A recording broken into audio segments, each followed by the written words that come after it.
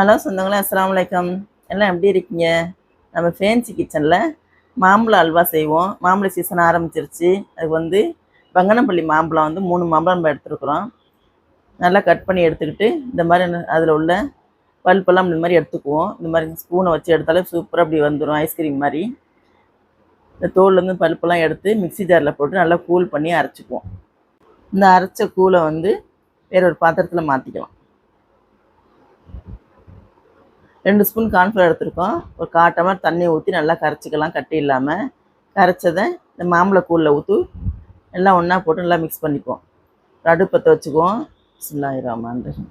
அடுப்பு ஒரு கடாயை வச்சு 1 டம்ளர் சீனி போட்டுக்குவோம். 1 டம்ளர் தண்ணி ஊற்றிக்கலாம். நல்லா பாவு காய்ச்சிக்குவோம்.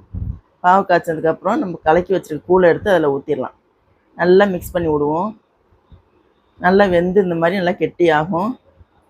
50 மில்லி எண்ணெய் ஊற்றிக்கலாம். 50 மில்லி நெய் போட்டுக்கலாம். இதுக்கு நெய் கொஞ்சம் கொஞ்சமாக போட்டு நல்லா மிக்ஸ் பண்ணி நல்லா கிண்டி விடுங்க. எப்படி இருக்குது பாருங்களா, மஞ்சள் மஞ்சள் எவ்வளோ சூப்பரான கலரில். 1 ஸ்பூன் ஏலக்காய் தூள் போட்டுக்கலாம். நல்லா மிக்ஸ் பண்ணி கிண்டி விடுவோம். நல்லா கெட்டி ஆயிடுச்சு. கொஞ்சம் குங்குமப்பூ போட்டுக்குவோம். 25 கிராம் முந்திரி பருப்பு உடச்சி வச்சுருக்கோம், அதையும் போட்டுக்கலாம்.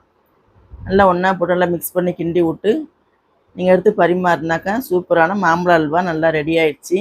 நல்லா பிரியாணி ஆக்குற நேரத்தில் இந்த மாதிரி செஞ்சு சாப்பிட்டீங்கன்னா நல்லா அட்டகாசமான டேஸ்ட்டில் சூப்பராக இருக்கும். அஸ்ஸலாமு அலைக்கும்.